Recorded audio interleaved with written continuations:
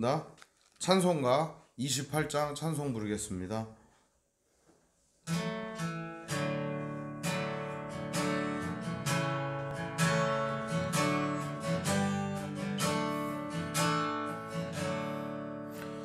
복의 근원 강림하사 찬송하게 하소서.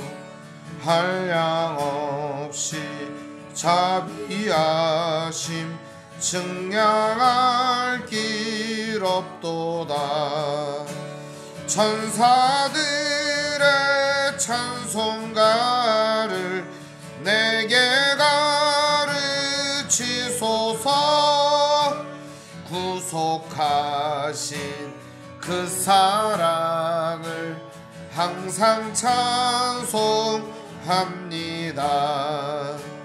주의 크신 도움받아 이때까지 왔으니 이와 같이 천국에도 이르기를 바라네.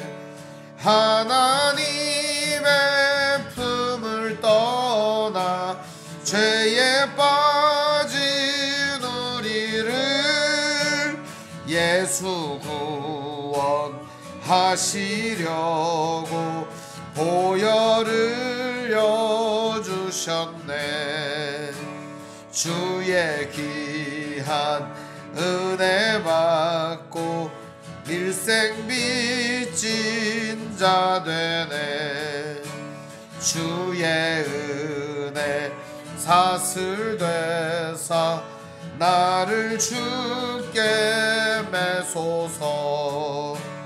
우리 마음은 연약하여 범죄하기 쉬우니 하나님이 받으시고 천국인을 치소서.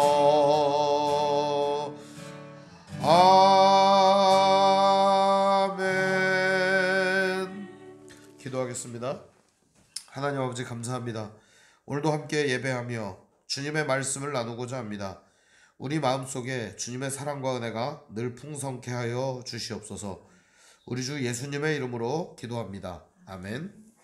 오늘 말씀은 마태복음 5장 1절에서 3절의 말씀을 보겠습니다. 마태복음 5장 1절에서 3절입니다.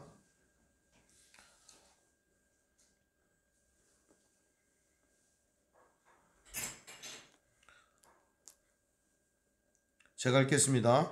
예수께서 무리를 보시고 산에 올라가 앉으시니 제자들이 나아온지라. 입을 열어 가르쳐 이르시되 심령이 가난한 자는 복이 있나니 천국이 그들의 것임이요. 아멘. 한 번 더 읽겠습니다. 예수께서 무리를 보시고 산에 올라가 앉으시니 제자들이 나아온지라. 입을 열어 가르쳐 이르시되 심령이 가난한 자는 복이 있나니 천국이 그들의 것임이요. 아멘. 오늘 말씀의 제목은 심령이 가난한 자라는 제목으로 말씀의 은혜를 나누겠습니다. 미국의 환경학자 데이비드 웬이라고 하는 사람과 듀크 대학의 토마스 네일러라고 하는 교수가 있습니다. 이 사람은 공동 저서를 냈는데 책 제목은 뭐냐면 풍요증에 걸린 사회입니다. 풍요증에 걸린 사회. 이것은 한마디로 말하면 풍요로운 세상 속에서 너무나도 풍족하게 걸리는 병을 말하는 것입니다. 이름하여 이것을 어플루엔자라고 했습니다. 인플루엔자 뜻하는 감기라고 하는 거하고 어플루언트라고 하는 말, 풍요로움을 뜻하는 말이죠. 합성어입니다. 어플루엔자라고 했는데 이 말은 무슨 얘기냐면 사람들이 너무나도 풍요로워지다 보니까 그 풍요로움을 견디지 못해 더 빈곤해지는 상황을 말하는 것입니다. 두 가지 의미가 있습니다. 첫 번째는 절대적 빈곤이 아니라 상대적 빈곤의 사회를 산다는 겁니다. 이 사람 잘 사는 걸 보니까 나는 거지 같다라고 생각하는 것이죠. 비교를 하는 것이죠. 그러다 보니까 끊임없이 남들과 비교하며 어떻게 하면 더 위로, 어떻게 하면 더 위로, 이러한 피라미드 같은 세상을 만들어서 어떻게 하면 더 윗단계로의 삶을 생각하게 된 것입니다. 바로 이것이 풍요증이 걸린 사회의 가장 큰 특징이라는 것입니다. 또 한 가지는 풍요증이 걸린 사회의 가장 큰 특징은 물질 만능주의입니다. 돈 없으면 절대 안 된다. 그래서 사람들은 돈을 절대적으로 의지하며 돈을 하나님의 자리에 올려놓고 살아가게 된다는 것입니다. 오늘날 이 시대에 소시오패스나 사이코패스의 가장 큰 특징이 뭡니까? 공감 능력이 없다는 겁니다. 타인의 슬픔과 아픔에 대한 공감 능력이 없다는 거죠. 풍요증에 걸린 사회, 즉 이 어플루엔자가 지배하는 사회의 가장 큰 특징은 타인의 아픔과 슬픔에 공감할 수 없는 사회라는 것입니다. 이런 사회 속에서 살아가다 보면 자연히 우리들은 진짜 풍요로움이 무엇일까를 고민하게 됩니다. 진짜 풍성한 삶은 무엇일까를 고민하게 됩니다. 어떻게 하면 진짜 행복할까를 고민하게 됩니다. 오늘 이 시대에 밥 세끼 못 먹어 불행한 사람이 있습니까? 있을 수 있겠죠. 그럴 수 있습니다. 오늘 이 시대에 정말 가장 큰 불행은 뭐라고 생각하십니까? 요즘은요, 불행하다 이런 말도 참 어려운 말이에요. 왜냐하면 사람마다 불행한 게 다 다르기 때문입니다. 어떤 사람은 사무실에서 늘 일을 해요. 불행하대요. 자연 환경을 볼 수 없어서 불행하대요. 날마다 노가다판에서 육체 노동을 하는 사람은 자연 속에서 일하지 않습니까? 근데 불행하대요. 앉아서 일해봤으면 해요. 너무 힘들다 이겁니다. 특수한 직업군에 있는 사람들도 다 얘기를 합니다. 불평, 불만과 원망이 있는 거죠. 무슨 얘기냐면 삶에 대한 만족이 없는 겁니다. 왜 이러한 삶에 대한 만족이 사라져버렸는가? 그것은 바로 상대적인 빈곤에 시달리기 때문이 아닌가 하는 생각이 듭니다. 나에게 주어진 것들이 소중하지 않기 때문이죠. 내게 있는 소중한 인격, 내게 있는 소중한 생명, 내게 있는 소중한 인생, 내게 주어진 소중한 시간들, 내게 주어진 소중한 사람들, 이것들이 소중하게 여겨지지 않는 순간에 우리는 상대적 박탈감을 느끼게 되고 풍요증에 걸리게 되는 것입니다. 오늘 예수님은 그때 당시에 풍요증에 걸려있던 사람들에게 심령이 가난한 자는 복이 있나니 천국이 저희 것이며 라고 말한 게 아니었습니다. 실제로 가난하고 힘없는 사람들에게 이 메시지를 전해 주었던 것입니다. 오늘 풍요증에 걸린 사람들은 어떨까요? 저는 심리적으로는 그때 가난하고 힘들었던 사람들보다 더 고통스러운 환경 속에 놓여 있다고 봅니다. 왜냐하면 그때 사람들은 다 같이 못 살았거든요. 누구는 잘 살고 누구는 못 살고 하지 않았거든요. 다 같이 못 살았거든요. 그러니까 시대가 발전하면 발전할수록 더 큰 범죄와 어려움이 있는 것입니다. 오늘 마태복음 5장, 6장, 7장 이 말씀은 산상수훈이라고 일컬어지는 말씀입니다. 많이 들어봤죠, 여러분? 산상수훈이 무슨 얘기입니까? 산에서 예수님이 주신 말씀, 그렇죠? 근데 이 말씀이 왜 중요합니까? 뭐 내용이 중요하니까 중요하겠지. 그런 거 아닙니다. 왜 중요하냐? 우린 이미 지난 시간에 하나님 나라가 어떤 것이다 라는 걸 살펴봤습니다. 그렇죠? 4장 23절부터 25절까지의 말씀을 통해서 하나님 나라는 어떤 나라라고 그랬어요? 잘못된 거, 고장난 거 다 뜯어 고치는 세상이 하나님 나라라 그랬잖아요. 그죠? 누가 고쳐요? 하나님이 고치시는 거예요. 그리고 오늘 우리는 그 일을 하나님과 함께 수행하는 수행원들이에요. 그리고 하나님의 아들, 딸들이고요. 하나님과 함께 이 일을 행하는 귀한 사역자들입니다. 하나님의 나라는 하나님의 뜻대로 가지 않는 모든 것을 뜯어 고치는 세상입니다. 다 뜯어 고치는 거죠. 누가 고치나요? 하나님이 고치실 것입니다. 완성시키실 것입니다. 완전히 뜯어 고쳐서 완전하게 만들 겁니다. 그러나 이 일에 오늘 참여하는 사람들, 이 일을 감당해야 하는 사람들이 누구냐? 바로 성도라는 것입니다. 오늘 이 마태복음 5장, 6장, 7장은 바로 예수님이 그 성도들의 만왕의 왕으로 등극하셔서 나의 왕국은 이런 것이다 라고 왕국을 선포하면서 내 나라의 법은 이런 것이야 라고 하면서 예수님께서 하늘나라의 왕으로 취임하면서 취임사를 선포하시는 장면입니다. 마태복음 5장, 6장, 7장을 그냥 예수님이 산에서 주신 말씀, 반드시 지켜야 하는 말씀, 산상수훈 그런 게 아니에요. 예수님이 하나님 나라의 왕으로 등극하셔서 법을 선포하시는 겁니다. 내가 이제 하나님 나라의 왕으로 등극하여 취임하였다. 너희들은 이 나라의 백성으로서 이렇게 살아야 한다라고 왕의 취임사가 바로 이 5장, 6장, 7장의 말씀인 겁니다. 단순하게 그냥 그래 우리가 이 말씀 좋은 말씀 그게 아니에요. 오늘 우리는 이 말씀을 우리 삶의 법칙, 우리 인생의 법칙으로 삼아야 할 것입니다. 바로 이 말씀이 오늘 하나님 나라의 법이기 때문에 그렇습니다. 예수님은 이것을 취임사로 선언하셨습니다. 자기가 만들 나라는 어떤 나라인지, 자기가 왕인 나라는 어떤 나라인지, 자기가 세울 나라는 어떤 나라인지, 성도들과 함께 이루어야 될 하나님 나라는 어떤 나라인지 그 얘기를 오늘부터 시작하겠습니다. 5장, 6장, 7장의 말씀. 이 얘기가 바로 하나님 나라 백성들이 살아가야 되는 원리 그것입니다. 예수님은 먼저 5장 1절에 보면은 예수께서 무리를 보시고 산에 올라가 앉으셨다 이렇게 말합니다. 여러분 산이라고 하면 무슨 생각이 납니까? 산 그러면 딱 떠오르는 이미지가 몇 개 없죠. 산 그러면은 일단 어디에 있어요? 산이? 높죠, 그죠? 높아요. 산은 높아요. 어디랑 가까워요? 하늘이랑 가깝죠, 그죠? 예수님은 산 위에 올라가 앉으시고 하늘과 가까운 곳에서 하늘의 메시지를 전해주십니다. 백성들에게 주는 상징적 메시지입니다. 왕으로 등극하시는 예수님은 제단이라든지 궁전에서 전한 게 아니었습니다. 산, 들판에서 전하셨습니다. 그리고 거기 있는 사람들은 누구였습니까? 무리라고 하는 사람들이었습니다. 여기 등장하는 이 무리라고 하는 사람들은 어떤 사람들이냐? 당시에는 사람 취급 못 받던 사람들이었습니다. 지난 시간에도 말씀드렸다시피 하나님 나라의 백성, 그럼 라오스라 그래요. 이런 사람들은 백성이라고 그래요. 근데 여기 무리는 어떤 사람들이에요?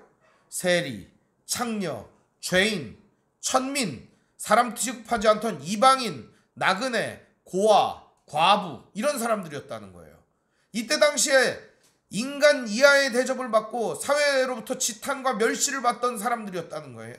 예수님은 이런 사람들의 친구가 되어주시고 이웃이 되어주셨을 뿐만 아니라 이런 사람들에게 말씀을 전해주었던 것입니다. 왜냐하면 예수님의 말씀을 귀담아 듣고 그것을 받아들일 수 있는 사람은 바로 이런 사람들이었기 때문입니다. 예수님의 말씀을 철저히 외면했던 사람들이 있었습니다. 왕, 지도자, 제사장 그룹, 사두개인, 바리새인, 그리고 율법학자, 서기관들은 철저히 예수님의 말씀을 외면했습니다. 왜 그랬을까요? 그것 없어도 먹고 살만하니까. 그거 없어도 사니까. 우리는 그것 없이도 좋으니까. 예수님 말씀이 필요 없었던 것입니다. 예수님은 그래서 이런 말을 순도하셨습니다. 내가 죄인을 불러 회개시키러 왔지 의인을 부르러 온 것이 아니라 나는 환자가 필요하지 멀쩡한 사람은 필요가 없다. 병원에 멀쩡한 사람이 필요가 없죠. 환자가 필요하죠. 오늘 예수님은 뜯어 고쳐서 완전하게 만들 그런 사람들이 필요했고 오늘 이 시대에는 그런 예수님의 손길이 필요한 것이죠. 오늘 여기 무리라고 하는 사람들은 바로 그런 사람들이었습니다. 절대적으로 예수님의 손길이 필요한 사람들이었습니다. 예수님은 이런 사람들에게 말씀을 전해주시는 거죠. 어디에서? 들판에서. 잘 짜여진 집이 아니었습니다. 비가 새지 않고 그리고 따뜻한 공간이 아니었습니다. 벌판에서 이런 사람들에게 말씀을 전해 주셨던 것입니다. 예수님이 올라가 앉으십니다. 참 왕자치고는 초라하지 않습니까? 산꼭대기에 그냥 앉으시고 사람들이 둘러 앉아있고 제자들이 나오고. 여러분 이 장면을 한번 생각해 보세요. 제자들은 왜 나온 것 같아요? 성경을 읽을 때 상상력을 좀 동원해서 읽어야죠. 이거를. 제자들이 왜 나왔을까요? 이게요, 거기 모인 사람 5,000명이 넘어요. 10,000명이 넘는단 말이에요. 어증이 떠증이 당시 사람들로 인산인해를 이루는 겁니다. 그러면 예수님이 심령이 가난한 자는, 그러면 심령이 가난한 자는 이렇게 해서 거기는 만 명이 다 들었겠냐 이 말이에요. 물론 들렸겠죠. 제자들이 요소요소에 서서 외치는 겁니다. 심령이 가난한 자는 외치는 겁니다. 이렇게 메아리 치듯이. 장면을 한번 생각을 해보세요. 그러면 이 말씀이 그냥 예수님이 한마디 툭 던지고 아멘 하는 이런 설교 장면이 아니란 말이에요. 예수님이 제자들에게 전해주고, 그 제자가 또 다른 제자에게 전해주고, 그 제자가 또 다른 제자에게 전해주고, 그 제자가 또 다른 제자에게 전해줘서 메아리치고 메아리쳐서 거기 있는 모든 사람에게 전해지는 말씀이죠. 이것은요, 하나님 나라의 원리를 설명해 주는 거예요. 오늘 우리가 하나님의 말씀을 누군가에게 전해주면 이 말씀은 누군가에게 또 다른 메아리가 되어서 누군가에게 또 전해지고, 누군가가 또 그 말씀을 전했을 때 또 누군가가 그 말씀을 또 전해서 메아리가 쳐지고, 하나님의 말씀이 이렇게 메아리 쳐지는 것이죠. 그래서 오늘 말씀은 들은 자가 그냥 꽁꽁 싸매고 있으면 썩는 것이에요. 이 말씀을 알고 깨달은 자는 전해야 될 사명을 가지게 되는 겁니다. 오늘 그래서 우리에게 주어진 사명이 무엇이겠어요? 내게 주신 이 주님의 말씀을 선언하는 것이고, 선포하는 것이고, 전하는 것이고, 메아리치게 만들어서 어디까지? 땅끝까지 전해지게 하는 것입니다. 이게 오늘 우리의 사명인 것입니다. 그냥 드립다 사람들한테 전도해가지고 예배당 가득 채워라, 그런 이상한 얘기를 하는 게 아니란 말이에요. 메아리치게 해서 온 세상에 가득 차게 하는 것이죠. 예수님은 이렇게 무리들에게 전해주셨어요. 정말 이 말씀이 갈급한 사람들, 회당에도 들어갈 수 없는 사람들, 사람들의 눈총 때문에 회당 바깥에서 서 있을 수도 없었던 천한 사람들, 그들이 예수님의 말씀을 꽉 차게 모두 다 메아리치며 듣고 함께 공감하는 이 장면을 여러분 생각해 보세요. 이게 교회가 아닐까요? 이런 게 진짜 교회가 아니겠어요? 근데 이 시대의 교회는 갈 길을 잃은 것 같습니다. 하나님의 말씀이 선언되고 선포되고는 있지만 그 말씀이 온전히 선언되지도 않을 뿐더러 그 말씀이 왜곡되어 선언될 뿐 아니라 사람들 역시도 그래 그저 그런 말씀이야 하면서 잊어버리기 일쑤이기 때문입니다. 그때 예수님은 입을 여십니다. 그래서 2절 말씀에 이런 얘기를 하는 겁니다. 입을 열어 가르쳐 이르시되. 예수님은 입을 열으셨습니다. 오늘 우리에게도 이걸 하라는 거거든요. 만일 예수님이 여러분 입을 열지 않았다면 누가 예수님께서 메시아인 줄 알았겠고, 누가 예수님의 하늘로부터 오신 하나님의 아들임을 알 수 있겠냐 이거예요. 예수님이 입을 여시는 겁니다. 입을 열어 가르쳐 이르시되. 오늘 이 말씀은 예수님만 하라는 게 아니라 우리도 입을 열어 가르쳐 얘기해 줘야 된다는 거예요. 첫 번째로 주시는 말씀이 무엇이냐? 심령이 가난한 자는 복이 있나니 천국이 그들의 것이며 하면서 8가지 복이 나옵니다.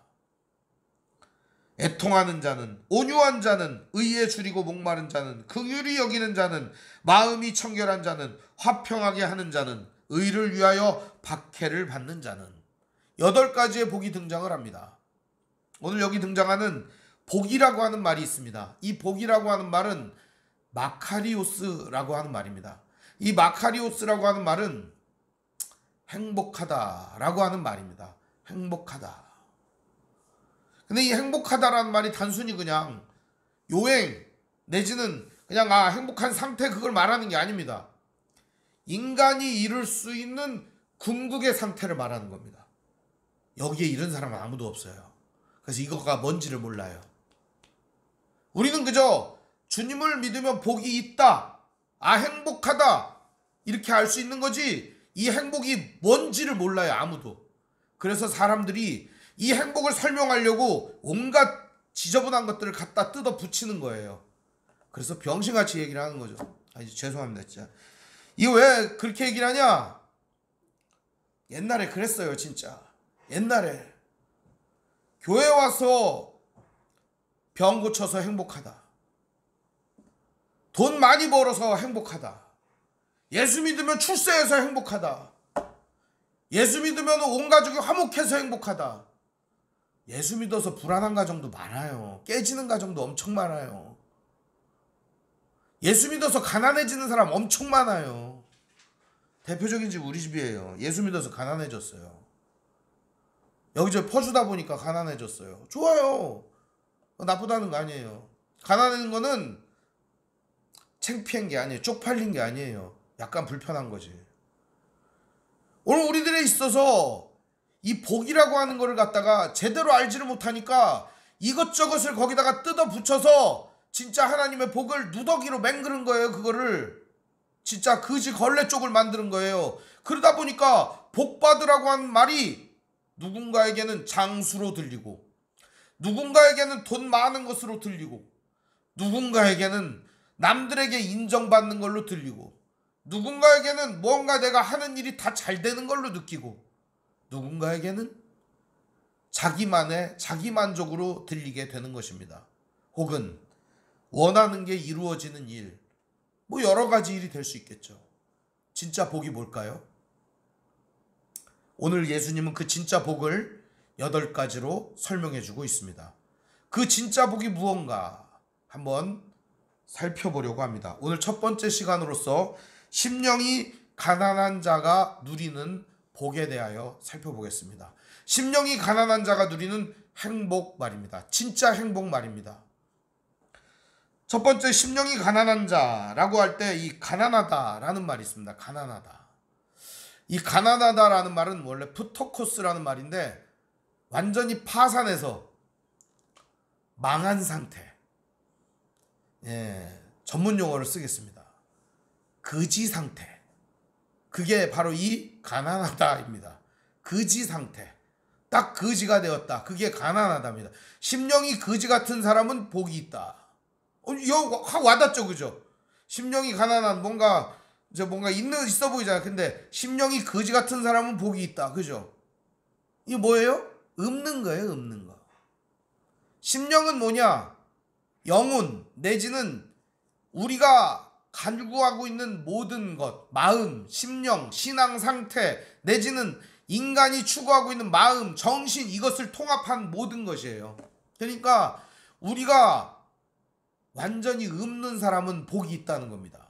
그 무아지경이냐 그런 얘기가 아닙니다. 이게 완전히 파산한 사람, 오늘 먹을 쌀 진짜 있는 정도, 오늘 먹을 양식이 없을 수도 있어요. 진짜 그런 가난한 상태를 말하는 겁니다. 누군가가 도와주지 않으면, 누군가가 손을 잡아주지 않으면 죽는 상태, 그런 상태를 의미하는 겁니다. 이해를 돕기 위해서 구약의 예를 하나 들겠습니다. 광야 40년 동안 이스라엘 백성들이 매일같이 농사를 졌나요? 안 졌습니다. 뭐 했어요? 아침나절에 나가서 만나를 이제 쓰레받개에다 이렇게 주워 담아서 그거 빵 해먹고 그 국 끓여 먹고 이렇게 살았습니다. 그 만나 같은 게 바로 뭐냐? 이 푸토코스를 의미하는 겁니다. 심령이 가난한 자, 어떤 사람이에요? 아침나절에 나가서 만나 걷어들이지 않으면 죽는 사람. 그런 사람이 바로 이 가난한 사람이라는 거예요. 어디만 쳐다봐요, 이런 사람들은? 하늘만 쳐다보는 거예요. 하늘에서 만나가 내리지 않으면 죽는 거예요.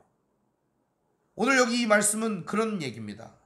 심령이 가난한 자, 누구예요? 하나님 없이는 살 수 없는 사람. 세상에 있는 것들로 만족이 안 되는 사람. 세상에 있는 것들로는 도대체 살 수가 없다라고 느끼는 사람. 그런 사람이 누구예요? 심령이 가난한 사람이에요.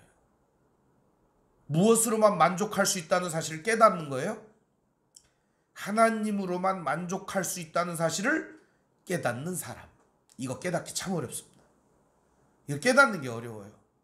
하나님으로만 만족한다라는 사실을 알게 되기까지 오늘 우리들은 무한한 어려움과 괴로움을 겪게 됩니다. 그리고 나서 얻게 되는 교훈이 뭐예요? 오직 하나님뿐이다. 오직 예수뿐이다.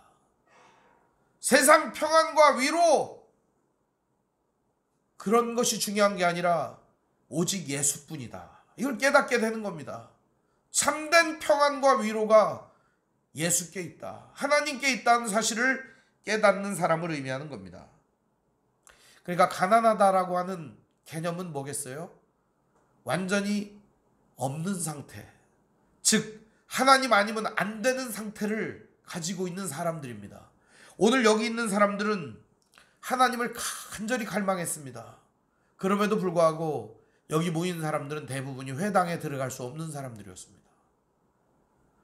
고아와 가부와 가난한 사람들과, 그리고 천민들과 창녀들과 세리들과 온갖 사회에서 만시지탄을 받는 사람들이었기 때문입니다. 오늘 이런 사람들에게 예수님 말씀해 준 겁니다. 바로 너희들에게 하나님의 나라가 임했다.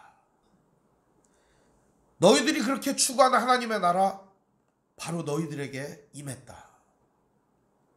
진짜 행복은 바로 너희들처럼 하나님 나라 추구할 때 있다. 이렇게 가르쳐 주는 겁니다. 오늘 예수님께서 주신 말씀이 여러분 마음에 와 닿기를 바랍니다. 오늘 여러분은 무엇으로 만족하고 있습니까? 오늘 여러분은 무엇으로 충만하고 있습니까? 오늘 여러분 무엇이 있으면 행복하겠습니까? 여러분에게 무엇이 채워지면 좋겠습니까? 우리 지난 시간에 사순절 찬양을 제가 밴드에다가 올려놨는데, 무엇이 한결같아서 우리가 만족을 하고, 무엇이 정말 좋아가지고 우리가 행복하고, 무엇이 우리 마음을 편안하게 해주고, 무엇이 우리를 영원한 안식으로 이끌어 주겠어요? 십자가밖에 없는 거예요. 십자가.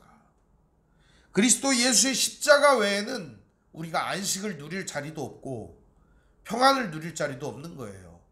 그 십자가는 우리로 하여금 하나님 품에 안기게 만들어주고, 이 세상의 필요가 우리에게 진짜 필요가 아니라 하나님만이 우리의 필요를 채워주는 분이라는 사실을 깨닫게 해주기 때문입니다. 그래서 우리는 그 예수님의 십자가 그늘 아래서 하나님 품의 따뜻함을 누리게 되는 것이고, 하나님 품의 그 참된 안식을 갈망하게 되는 것입니다. 사랑하는 성도 여러분, 심령이 가난한 자는 복이 있대요.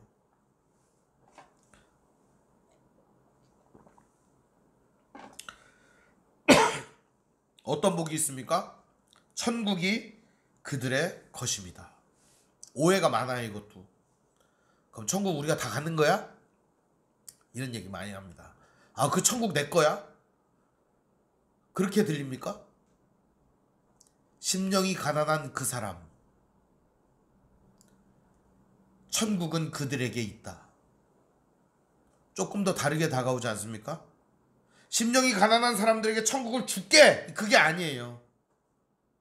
심령이 가난해서 하나님 한 분만으로 만족하는 그 사람에게 참된 하나님 나라가 있다, 이겁니다. 하나님 나라는 하나님의 다스림입니다. 하나님의 통치, 다스림입니다. 그러니까 오직 하나님 한 분만으로 만족하고 하나님을 갈망하는 그 사람에게 하나님의 다스림이 있고, 결국 그 하나님의 다스림을 받는 사람이 행복한 사람이라는 겁니다. 이 하나님의 다스림을 받는 나라가, 가정이, 그런 세계가 행복한 세상이 될 것입니다. 이 말씀을 널리 우리가 증거하여 온 세상이 하나님의 나라가 되도록 만들어가야 합니다. 이것이 오늘 우리에게 주신 사명입니다. 사랑하는 여러분, 여러분에게 있어서 행복을 주는 것들 많이 있을 것입니다. 여러분에게 있어서 만족을 주는 것들 많이 있을 것입니다. 그러나 오늘 우리의 심령은 이 만족을 얻고 행복한 것들로 가득 차 있어서 주님이 있을 자리가 없습니다. 가시나무라고 하는 노래가 있습니다. 가시나무는 노래가 내 속엔 내가 너무도 많아 당신의 쉴 곳 없네. 내 속에는 헛된 바람들로 당신의 편할 곳 없네. 바람만 불면 그놈의 가지들 부딪혀서 삑삑 울어대고 당신의 쉴 곳이 없는 나의 마음은 가시나무와 같다. 시인과 촌장 노래죠. 그 노래는 하덕규 목사님이 회심을 할 무렵에 지은 노래라고 합니다. 오늘 우리의 마음 상태가 바로 이 가시나무와 같지 않은가, 그런 생각이 듭니다. 사랑하는 성도 여러분, 심령이 가난한 자 되고 싶습니까? 심령이 가난한 자 진정 여러분이 바라는 바입니까? 오늘 우리들이 바라는 바는 꽉 차고 행복한 삶일지도 모릅니다. 그러나 여러분, 예수님은 오늘 하나님 나라의 보좌에 앉으신 취임사에서 말씀하십니다. 심령이 가난한 사람 많이, 영적 파산을 맛본 사람 많이, 진짜 하나님만으로 만족한다는 사실을 깨달은 사람 많이 참된 하나님의 나라를 누릴 수 있다라고 말입니다. 오늘도 마음에 하나님만으로 만족하며 진정한 하나님의 나라를 누리는 귀한 성도들, 형제자매들 되시기를 주님의 이름으로 축원드립니다. 기도하겠습니다. 사랑과 은혜가 풍성하신 아버지 하나님, 은혜와 사랑을 감사드립니다. 오늘 우리에게는 가진 것이 너무나도 많습니다. 오늘 우리에게는 너무나도 많은 것들로 인하여 이리 치이고 저리 치이는 삶이 많습니다. 주님을 추구하며 하나님의 나라를 추구하게 하여 주시옵소서. 세상의 것으로 만족하는 것이 아니라 하나님 한 분만으로 만족한 삶이 날마다 이어지게 하시고 하나님의 완전한 다스림을 받는 우리 모두가 되게 하시고 이 메아리가 온 세상에 울려 퍼지는 거룩한 나라가 될 수 있도록 아버지 하나님 증인들을 세워주시옵시고 하나님의 사람들을 일으켜 주시옵소서. 우리 주 예수님의 이름으로 기도합니다. 아멘. 교회 소식을 알려드리겠습니다. 오늘 함께 예배하신 모든 분들 주님의 이름으로 환영합니다. 우리 옆사람과 인사하겠습니다. 사랑합니다. 예, 사랑합니다. 여러분 사랑합니다. 하나님 말씀인 성경을 가까이 두고 매일 읽으시고 기도로 하나님과 교제하시고 말씀대로 사랑하며 사시기를 바랍니다. 목회자의 경건을 위해 기도하시기를 바랍니다. 기도와 말씀에 전무하도록 정치 지도자들과 남북관계를 위해서 기도하시기 바랍니다. 가난한 자들과 소외된 자들을 도우며 기도하시기 바랍니다. 선교사님과 가족을 위해서 기도하시기 바랍니다. 아픔과 고통 중에 있는 성도를 위해 기도하시기를 바랍니다. 코로나19로 인하여 어려움과 고통 마치겠습니다. 하늘에 계신 우리 아버지, 아버지 이름을 거룩하게 하시며 아버지의 나라가 오게 하시며 아버지의 뜻이 하늘에서와 같이 땅에서도 이루어지게 하소서. 오늘 우리에게 일용할 양식을 주시고 우리가 우리에게 잘못한 사람을 용서해 준 것 같이 우리 죄를 용서해 주시고 우리 시험에 빠지지 않게 하시고 악에서 구하소서. 나라와 권능과 영광이 영원히 아버지의 것입니다. 아멘.